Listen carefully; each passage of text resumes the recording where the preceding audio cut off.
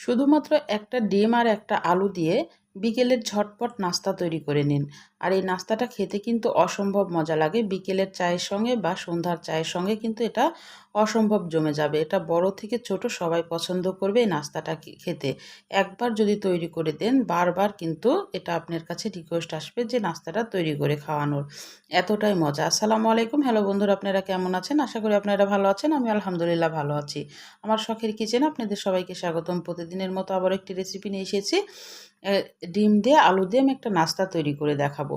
এখানে আমি একটা সিদ্ধ ডিম নিয়েছি আর একটা সিদ্ধ করা আলু নিয়েছি। আলুটাকেও সিদ্ধ করে নিয়েছি, ডিমটাকেও সিদ্ধ করে নিয়েছি। এখন গ্রেটের সাহায্যে আমি ভালোভাবে এটাকে গ্রেট করে নিব। এটা আপনারা হাত দিয়েও কিন্তু ম্যাশ করে নিতে পারেন। গ্রেট করলে কিন্তু কোনো দানা ভাব থাকবে না। ভালোভাবে কিন্তু গ্রেটটা হয়ে যায়। ম্যাশ করা হয়ে যায়। এই কারণে গ্রেটার দিয়ে যদি একটু গ্রেট করা যায় তাহলে ভালো হয়। আর আপনারা চাইলে হাত দিয়েও এটাকে সুন্দরভাবে ম্যাশ করে নিতে পারেন। এখন আলুটাকে আর ডিমটাকে আমি এইভাবে গ্রেট করে নিব। নাস্তাটা খেতে এত মজা লাগে, ঝটপট কিন্তু বিকেলের চায়ের সঙ্গে একদম জমে যায়। আর এটা ছোট থেকে বড় কিন্তু সবাই পছন্দ করবে।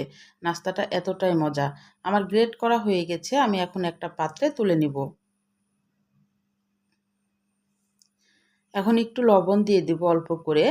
তারপরে জিরার গুঁড়া দিয়ে দিলাম অল্প একটু, হাফ চামচ মতো। আর 1 চামচ মতো শুকনা মরিচের গুঁড়া দিয়ে দিলাম, এটা ঝালের জন্যে। আর এখানে একটা ম্যাজিক মশলা দিয়ে দিলাম। আর যদি ম্যাজিক মশলা আপনাদের কাছে না থাকে তাহলে আপনারা নুডলসের যে মশলাটা থাকে সেটাও কিন্তু ইউজ করতে পারেন। দেখুন ভালোভাবে হাত দিয়ে মেখে নিতে হবে।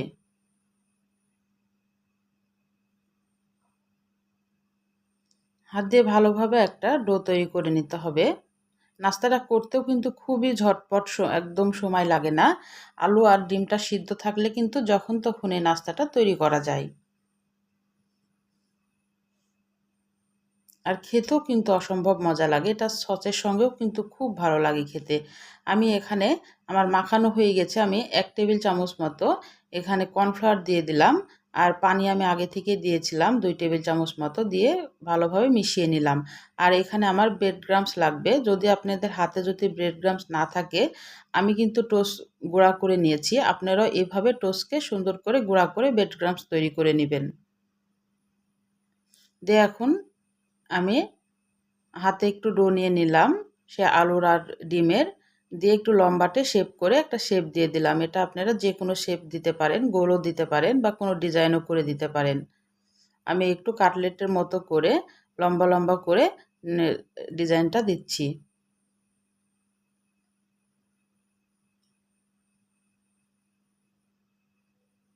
এটা কিন্তু ডিম আলুর চপও কিন্তু বলা যায়।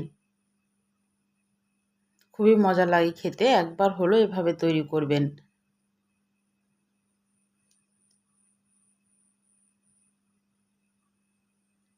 এখন একটা চপ আমি তুলে কর্নফ্লাওয়ার গুলাতে চুবিয়ে নিব। তারপরে ব্রেড ক্রাম্বসে গড়িয়ে নিব। খুবই সহজ একটা রেসিপি, ঝটপট কিন্তু করা যাবে আর খেতে হবে খুবই সুস্বাদু।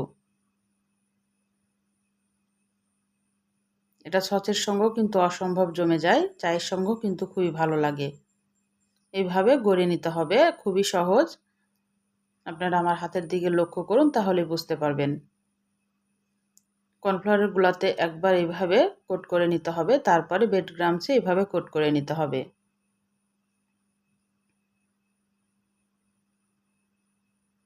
আমি একে একে সবগুলা এইভাবে তৈরি করে নিয়ে আসছি।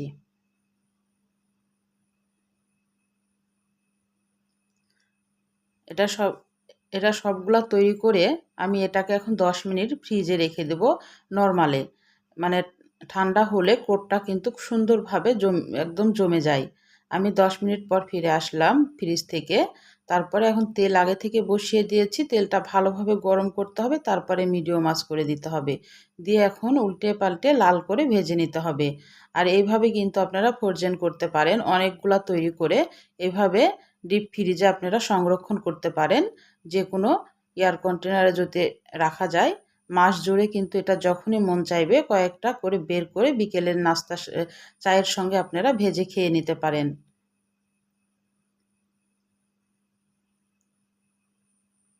এভাবে এখন লাল করে সবগুলো আমি ভেজে নিব। তাহলে আমার রান্নার যদি কোনো অংশ আপনাদের ভালো লাগে প্লিজ আমার চ্যানেলটাকে সাবস্ক্রাইবার করে দিন, একটা লাইক দিয়ে রান্নাটা দেখা শুরু করেন, ছোট্ট একটা কমেন্ট করে জানায়েন আমার রান্নাগুলো কেমন লাগে। পাশে থাকা বেল আইকনটা প্রেস করে দিন, আমি যখন এরকম নতুন রেসিপি আপনাদের মাঝে হাজির করব আপনাদের কাছে যেন আগে ভিডিওটা চলে যায়। আপনাদের একটা লাইক একটা কমেন্ট কিন্তু আমাকে অনেক উৎসাহ করে। আমার লাল করে ভাজা হয়ে গেছে, এর চাইতে আর বেশি লাল করব না। আমি এখন একে একে সবগুলা তুলে নিচ্ছি। আর নাস্তাটা অবশ্যই তৈরি করে খেয়ে আমাকে একটা কমেন্ট করে জানাবেন যে কেমন হয়েছিল। আমি একটু পরিবেশন করে দেখাচ্ছি। তাহলে আজকের মতো বিদায় নিচ্ছি। আপনারা সুস্থ থাকবেন, ভালো থাকবেন। আবার কোনো নতুন রেসিপির সাথে হাজির হব। আল্লাহ হাফেজ।